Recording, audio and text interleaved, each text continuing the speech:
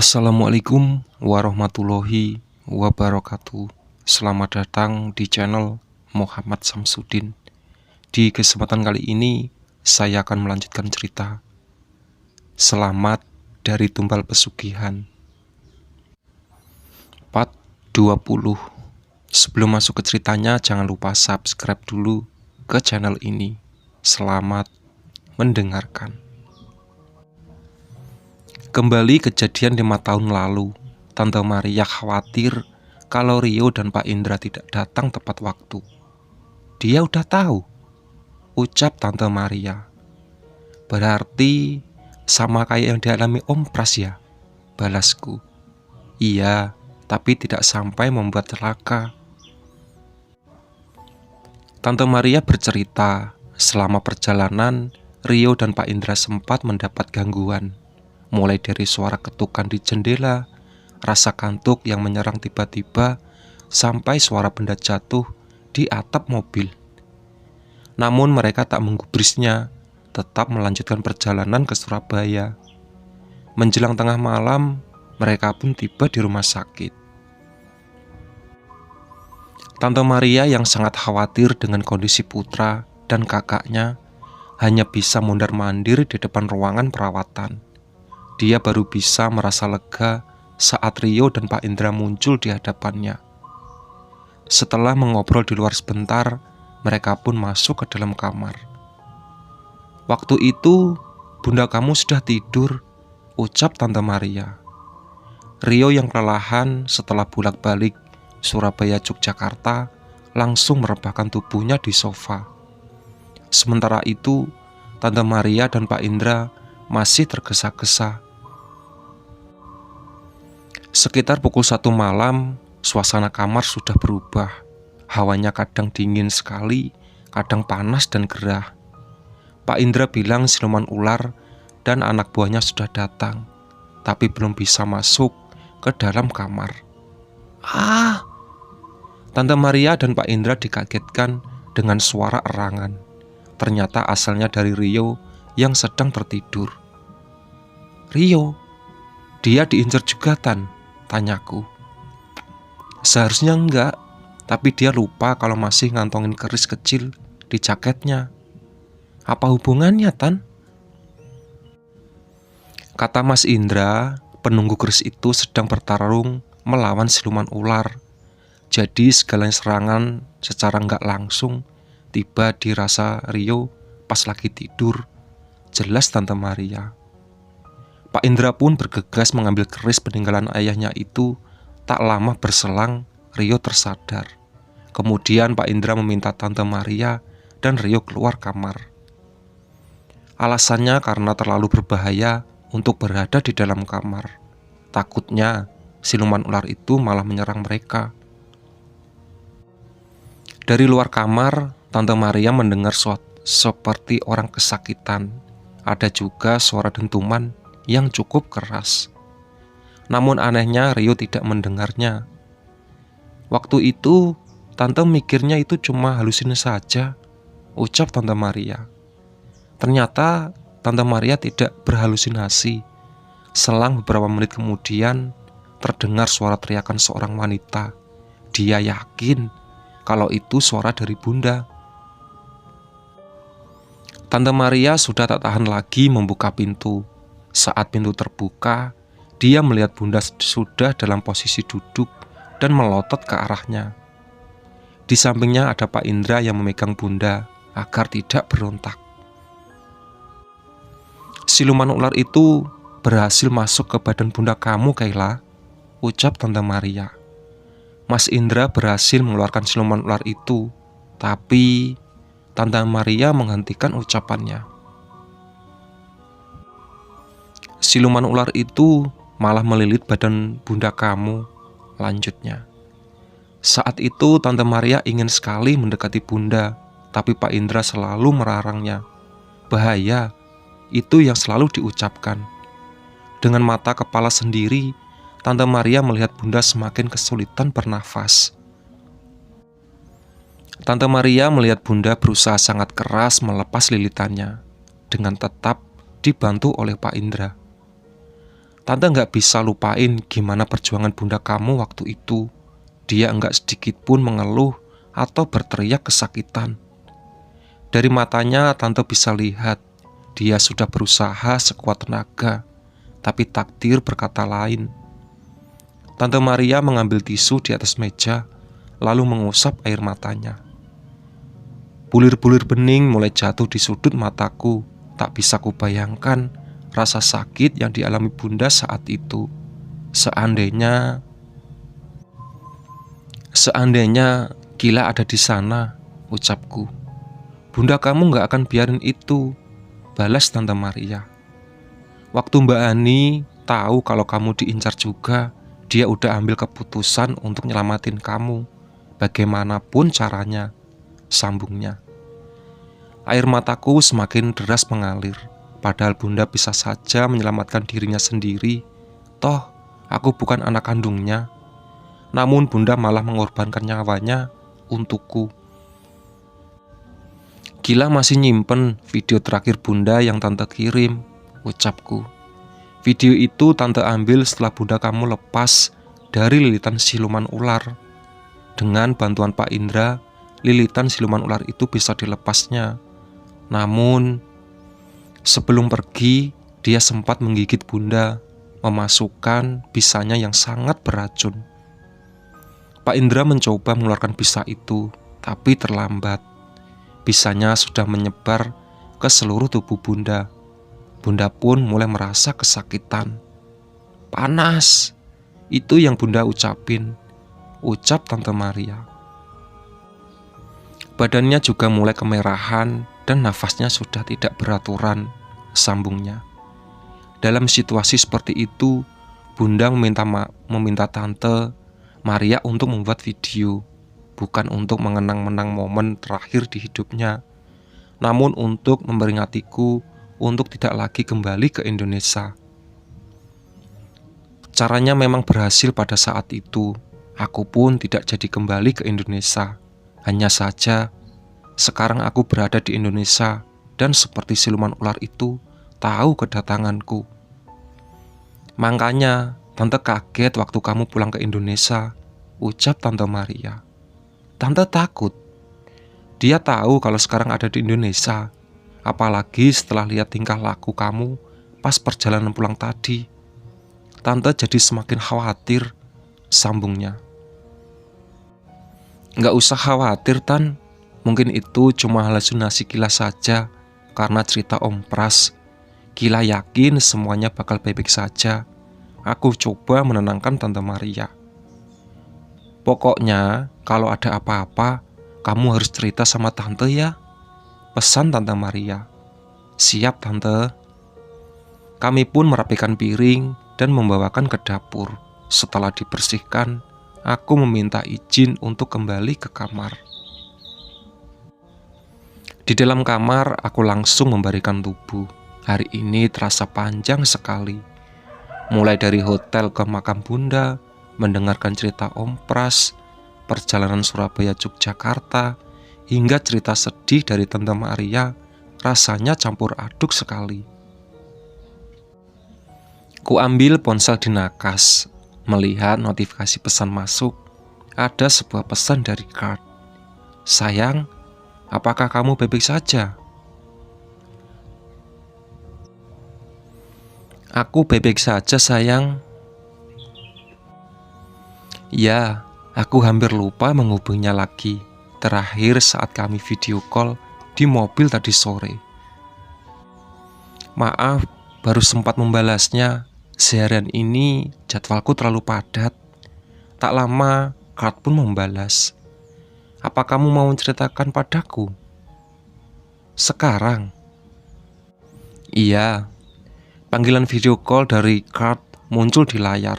Segera ku angkat, kami pun mengobrol. Sejujurnya lebih banyak aku berbicara menceritakan keseruan selama 2 hari di Indonesia. Hingga tak terasa kami sudah lebih dari 1 jam mengobrol. Di sini sudah tengah malam, ucapku memberi kode untuk mengakhiri video call. Ah, maaf, aku lupa sayang. Aku terlalu merindukanmu, balasnya gombal padahal baru 2 hari tak bertemu. Baiklah, besok jangan lupa menghubungi aku lagi. Iya sayang, aku tidur dulu. Tunggu sayang. Apalagi, jangan lupa mimpiin aku.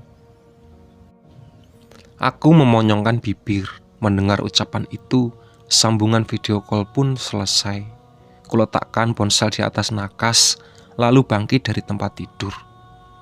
Menuju kamar mandi untuk gosok gigi. Setelah itu, kembali merebahkan tubuh di atas tempat tidur. Gila. Samar terdengar suara seorang memanggilku, namun mataku sudah terlalu berat untuk mengeceknya. Gila. Suara itu terdengar lagi, kini terasa lebih dekat, tepat di samping kiriku. Gila. Kini suaranya terdengar berbisik di telingaku. Kupaksakan membuka mata, ternyata wajah siluman ular itu sudah ada di hadapanku. Spontan aku membantingkan tubuh ke arah berlawanan, hingga terjatuh dari tempat tidur. Tante! Teriakku sekencang mungkin, tetap bersembunyi di ujung tempat tidur. Tante! Teriakku lagi. Apa kamu masih mengingat aku?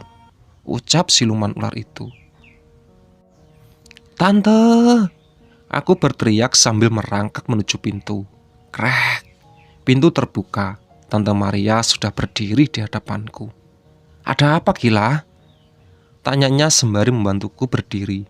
Aku langsung memeluknya sambil menangis. Tante Maria mengajakku ke ruang tengah. Ada apa sayang? Tanya Tante Maria lagi. Siluman ular. Tadi ada di kamar, balasku. Kamu serius? Iya, Tan. Tante Maria bangkit dari duduknya. Mau kemana, Tan? Tanyaku. Tante mau ngecek ke dalam. Balasnya seraya berjalan ke arah kamarku. Tak lama, Tante Maria kembali ke ruang tengah. Kamu yakin? Tanyanya. Yakin, Tan. Dia tadi duduk di samping Gila. Pas lagi tidur. Bukan mimpi kan? Bukan, Gila sadar 100%. Aku berusaha meyakinkannya. Ya sudah, malam ini kamu tidur bareng tante saja. Besok kita pergi ke rumah Mas Indra. Tanya Maria mengajakku ke kamarnya. Di dalam kamar, aku masih belum bisa tidur. Kulirik tante Maria yang berbaring di sampingku. Dia sudah tidur dengan pulas. Entah kenapa rasa kantukku mendadak hilang, diganti rasa cemas dan berlebihan. Bahkan untuk memejamkan mata pun tidak berani. Perlahan ku pejamkan mata sambil berdoa semoga aku tidak memimpikan siluman ular itu. Cukup lama sampai akhirnya aku pun tertidur. Gila! Aku kembali mendengar seorang memanggilku, bukan suara wanita, melainkan pria. Gila, woi, bangun. Suara itu membesar, diikuti tubuhku yang terasa bergoyang. Kubuka mata, melihat Rio sudah ada di hadapanku. Ngapain sih yo? Aku masih ngantuk, ucapku kesal. Kamu mau tidur sampai kapan? Udah mau tengah hari ini. Hah? Kulihat jam dinding di kamar. Arah jarum jam menunjukkan pukul 11 siang. Hah? Hah? Buruan bangun. Katanya mau pergi ke rumah Pak Indra. Pak Indra? Aku masih belum menyambung. Masih mengumpulkan sebagian nyawa yang tercecer. Itu anaknya Mbah Prono. Iya, aku tahu. Lah terus? Kenapa kamu nanya? Dah sana yo. Ye, bukannya bangun. Kasihan ibu udah masak dari tadi, gak ada yang makan. Iya, kamu keluar dulu aja. Nanti aku nyusul. Ya udah, jangan lama-lama. Iya cerewet. Rio keluar dari kamar. Aku meregangkan tubuh yang terasa pegal. Kemudian bangkit dan berjalan menuju kamar mandi untuk cuci muka. Setelah itu keluar kamar. Tante Maria sudah menyambutku di ruang tengah sambil tersenyum. Pules banget tidurnya Kila. Capek ya? Ucap Tante Maria. Iya nih Tan, maaf kesiangan. Nggak apa-apa, itu Tante udah masakin kamu sarapan. Iya Tan, nanti Kila makan. Balasku seraya duduk di sampingnya. Tan, selama tidur Kila nggak ngapa-ngapain kan? Bisikku. Ngapa-ngapain gimana? Tante Maria tampak bingung. Teriak-teriak gitu. Enggak, paling cuma ngorok. Balas Tante Maria tersenyum. Soalnya Kila nggak inget mimpi apa semalam. Takut mimpiin si itu. Siapa? Kat. Tante bisa saja. Ya udah, makan aja dulu sana. Entar kalau udah rapi, kita berangkat ke rumah Mas Hendra. Oke Tan. Aku bangkit, lalu berjalan ke dapur setelah selesai sarapan. Tepatnya makan siang. Aku kembali ke kamar, ada perasaan ragu saat harus membuka pintu kamar. Sekarang kan tengah hari Kila, gak usah takut. Aku mensuggestikan diri. Kubuka pintu kamar perlahan, lalu mengulurkan tangan untuk mencari saklar. Lampu menyala, aman. Tidak ada apa-apa di dalam. Bergegas ku ambil baju di koper, lalu pergi mandi. Setengah jam kemudian aku sudah keluar kamar, siap berangkat ke rumah Pak Indra. Udah, tanya Tante Maria. Udah Tan, Rio mana? Dia nunggu di luar. Oh, kami pun bergegas berjalan keluar, menghampiri Rio yang duduk di teras. Yuk, ajakku pada Rio. Lama amat, sampai ngantuk aku. Balasnya seraya bangkit dari kursi dan berjalan menuju ke mobil. Perasaan bentaran doang, ucapku pelan. Berangkat sekarang? Tanya Rio yang sudah menyalakan mobil. Besok, sautku. Ya sekarang, ntar takutnya kemalaman pulangnya. Balas Tante Maria. Emangnya jauh Tan? Tanyaku. Masih satu desa sama rumahnya Mbak Prono kok. Oh, padahal aku sudah lupa di mana rumah Mbah Prono. Mobil melaju meninggalkan rumah. Ku ambil ponsel di dalam tas. Dari kemarin sama sekali tidak membuka ponsel. Tidak ada pesan masuk. Lagian Kat pasti belum bangun. Di Perancis sekarang baru jam 7 pagi. Setelah melalui perjalanan 1 jam, kami pun tiba di desa tinggal Pak Indra. Kini aku baru ingat dengan desa ini. Sebuah desa di kaki pegunungan, jalannya pun masih sama, melalui persawahan. Mobil pun berhenti di halaman sebuah rumah. Loh, ini bukannya rumah Mbah Prono? Tanyaku. Iya, cuma Mas Indra tinggal di belakang, jadi mobilnya nggak bisa masuk. Jelas Tante Maria. Oh begitu. Aku kembali mengingat saat pertama kali kesini. Baru turun dari mobil, sudah disambut oleh Mbah Prono. Tiba-tiba rasa penyesalan muncul. Gara-gara aku, sosok karismatik itu kini tiada. Yuk Ila, ajak Tante Maria. Dari tadi liatin apa sih? Sambungnya. Enggak Tan, balasku seraya berjalan mengikutinya. Seperti biasa, Rio memilih untuk tetap menunggu di mobil. Aku dan Tante Maria berjalan melewati jalan kecil di samping rumah Mbah Prono. Ternyata di balik rumah yang cukup besar itu ada sebuah kolam pemancingan. Tak jauh dari kolam itu ada sebuah rumah besar lainnya. Ya, rumah itu adalah rumah Pak Indra. Permisi, ucap Tante Maria berdiri di depan pintu. Kriet. Pintu terbuka. Seorang pria yang agak berumur muncul dari balik pintu. Masuk Mar, ucapnya mempersilahkan masuk. Kami pun masuk ke dalam, lalu duduk di kursi ruang tamu. Kenalin nih, Mas Indra, ucap Tante Maria memperkenalkan pria yang duduk di hadapanku. Salam kenal Pak, saya Akila, Pak Indra memotong ucapanku. Ternyata dia sama saja dengan ayahnya, sudah tahu namaku duluan. Pak Indra menatapku tajam. Tatapannya itu sukses membuat merasa canggung. "Dia datang lagi ya?"